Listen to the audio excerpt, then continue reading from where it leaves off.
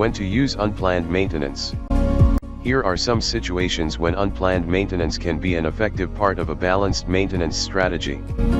When equipment is not designed to be reparable or is located where repairs are not possible. When equipment is not production critical and is quick, safe, and inexpensive to repair or replace. When equipment is designed to be replaced at the end of its lifespan.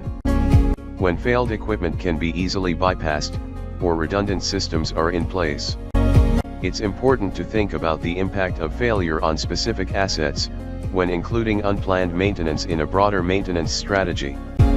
A broken piece of equipment in one facility might not affect production or workers at all, but the same part might be crucial to staying productive and compliant at another facility.